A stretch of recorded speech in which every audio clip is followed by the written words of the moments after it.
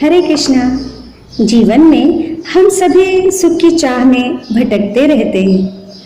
कोई भी मनुष्य दुखी नहीं रहना चाहता है। मनुष्य के सुख हेतु अनेक शास्त्रों में भिन्न भिन्न विधि विधान हैं। उन्हीं में से उपवास एक अत्यधिक श्रेष्ठ उपाय है।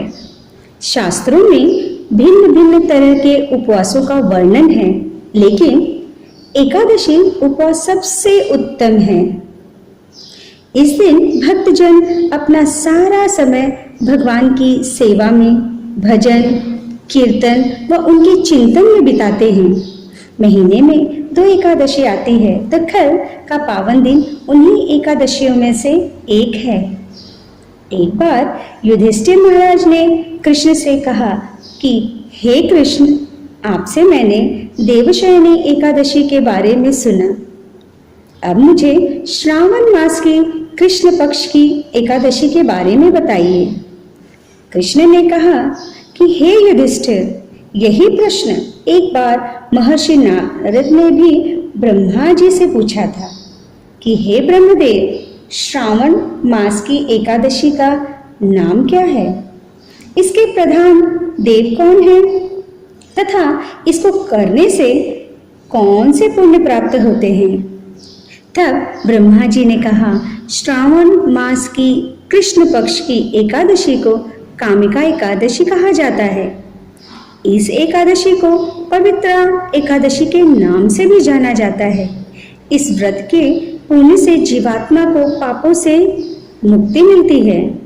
यह एकादशी कष्टों का निवारण करने वाली और मनोवांछित फल प्रदान करने वाली है।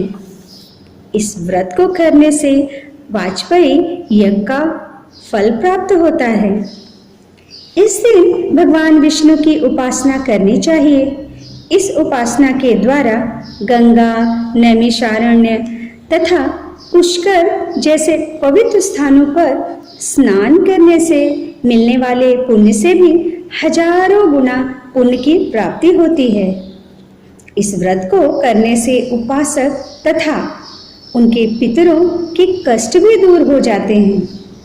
इस काल यानी कि श्रावण मास में उपवास करने से गंधर्वों और नागों की भी उपासना हो जाती है। कामिका एकादशी का व्रत धारण करने वालों को पाप छू भी नहीं सकता है। भगवान कृष्ण की पूजा तुलसी पत्र अर्पण करने से मनुष्य सारे पापों से मुक्त हो जाता है। तुलसी देवी के दर्शन व स्पर्श मात्र से हमारे पाप दूर हो जाते हैं। जो कोई तुलसी माता से रोज प्रार्थना करता है वह व्यक्ति रोग मुक्त हो जाता है। जब हम तुलसी दल को कृष्ण के चरणों में अर्पण करते हैं तो हमें भक्ति की प्राप्ति होती है।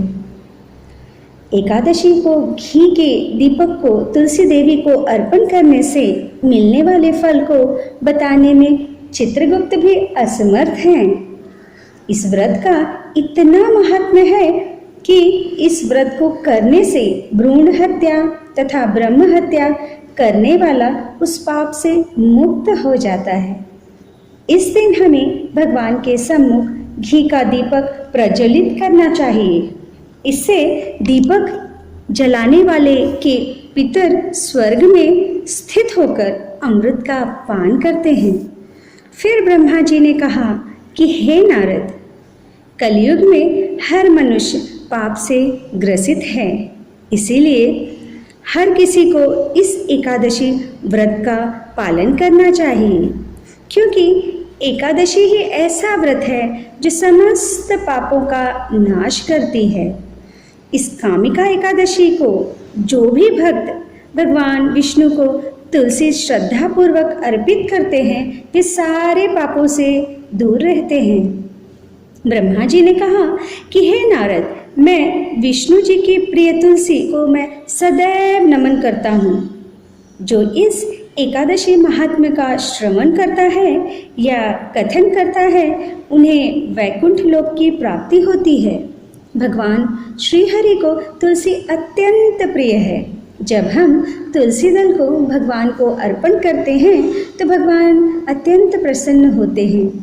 तो हमें भी अगर भक्ति में अग्रसर होना है और भगवान को प्रसन्न करना है तो तुलसी महारानी की पूजा करनी चाहिए और उन्हें भगवान के चरणों में अर्पण करके एकादशी व्रत का पालन करना चाहिए। और सबसे ज़रूरी बात यह है कि एकादशी का पारण दिए गए समय पर ही करें, जो कि आपके वैष्णव कैलेंडर में आपको मिलेगा। केन्या में पारण टाइम है शुक्रवार को सुबह 6:37 से सुबह 10:38 तक है।